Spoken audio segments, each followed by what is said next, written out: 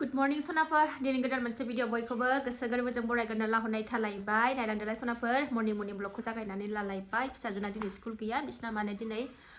food फेस्टिवलसो दङ ओमफ्राय थांला आरोना जोङो नामा गुसुआव थांला ना न'आवनो जोंहा गोथाव संनानै जानोसै नामा ना थ' नायलांदो सोनाफोर दिनै भिडिअनि गेजेरजों मा देखायलांनो हायो देखायनोसै दिनै भिडिअनि गेजेरजों मा देखायलांनो हायो देखायनोसैलाय आरोना फुंनि खामानि जोबस्रांजोब्बाय आंना एसे फुंनि खामानि जोबस्रांजोब्बाय दुगैनानै फुजा होनानै लाखांबाय फुंनि ब्रेकफास्टबो खालायखांबाय आरोबाव फिसाजोनो गेदेरनो एवगासिनो दं आङो जोंथ' ब्रेकफास्ट खालायखांबाय जाखांबाय जोङो गुदुं सावनानै ओमफ्राय फिसाजोनो नै आथा एसे माइरं गुरा एसे सावबाय बेरायहैनोसै स्कुलाव थांनो मोनाबाथाय बेहा फुङावबाथाय बेरायनो लिङो सान्दुङानो गैया नै बिसिना हा खोनांसिगौ जाथारबाय नांखाबाय नै आरो देनां लामा जाबा मा जाबा गाहायसो नुबावगोन अयथासार हा नांखासिगोन अ थांनो बेलायनोसै थाब फै बेरायनोसै मा बाय होनदो दे होनदोलाय मादै मुंखौ होनदोलाय मादै आं मोखां सुवाखै होनलाय आयु जों नै बुथुवाया बोथिसे ओंखारबाय आंना मेल्ला हावरिबो दङ खानांसिगोन आलुजों जानो कालाराबो जि मोजां नायबावनो पिंक कालार दंसोलायो गोला आंना गलाब बिबारा मासे मोजां बारदों नै अन्थावथावनो खामथाबजोबनानै थाबाबो नायदोफिन फिथाइया फिसा होलांखादां जाबायानो नै पिज्जा बायदि हासिनोसै जि गोथाव मोनो आङो दहायबो जाखांबाय आं आरो फिसाजोनि बाहागखौ जाबावबाय एथ' गिदिर जानोबो हाखानाय नंखाया नालाय एसे जानो होबाय आंनो पिज्जा बायदि हानानै लादोंमोन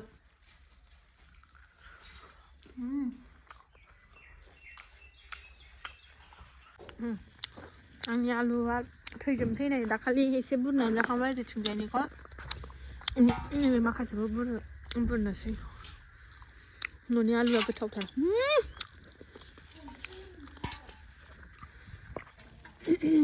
नोङो मोनसे ना मोननै दङ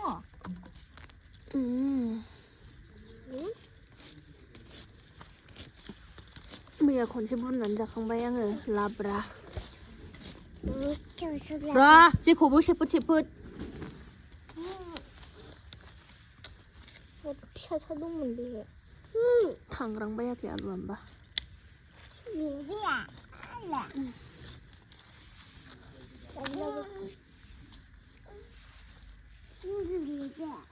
एकस' बिगा आलु बागान आंनि 100 बिगा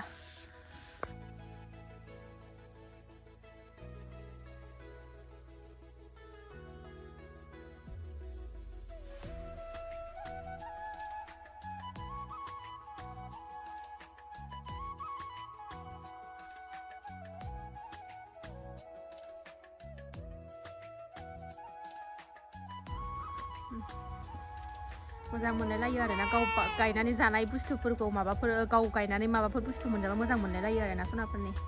सेरनैसो जागोन बियो ओरैबायदि गोथाव मैयाबो जाखांबाय टमेट'आबो नै थाइबाय दासो फिसाजोआनो खाबाय थायोहाय गोथांखौनो खाबाय थायो मोनस्लाबनोनो मोना नै सनाफोर सका सुनानै लाबाय आङो बिगुरबो गारलायलायासै फिसा गथाखौ ओरैनो दोनबावबाय आङो एवनोसै ओंखारबाय सनाफोरनो ओरै नै टमेट' मुला दरनै हानानै लालायबाय सनाफोर आलु एवनायाबो जाबाय सनाफोरनि आंना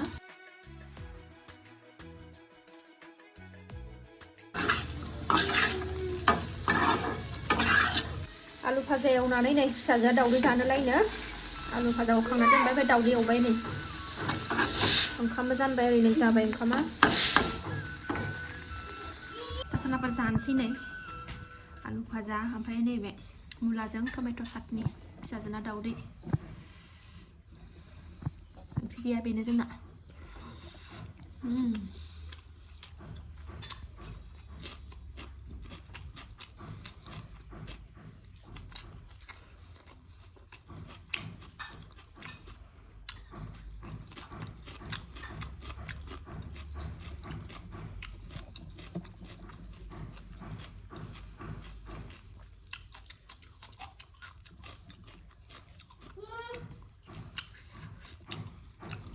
जाय न'आव आलु गायनानै जायो बिसोरथ' मिन्थिखायो न'नि आलु गायनानै जानायनि मजायानो आलादाखा ओरैबायदि टेस्टि मार गोनां मोनजाखायो एबार आलुखौनो बुरजा गायगोन आङो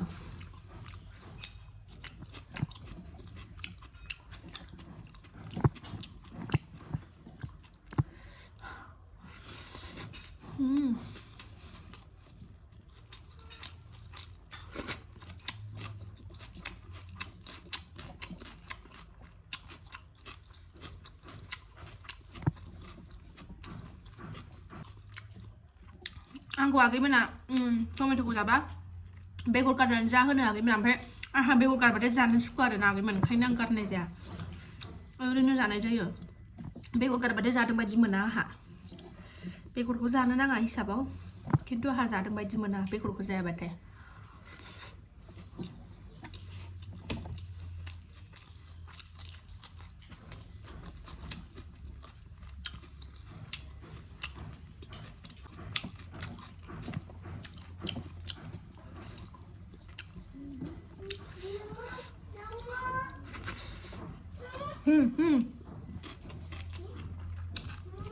फिसाजाजि जाबाय आलु फाजाखौ बिब'जों दखानाव थांफानो मोनैनि नै ससे खिबुआ ग्रिल सिं बाहारायाव दंहैयो बिब'नि गस्ला गोसोम गानदेरलायनानै फिसा जाबाय नालाय बिब'आ सोनानै होदों बिब'आ दखानाव थांदों मेगि लायनो थांफानो मोनैखाय बेलासिखाय नै दसे बेरायनो ओंखारलायबावबाय जोंहा नै बेलासिबाय सनाफोर 4टा जानोसै टाइमा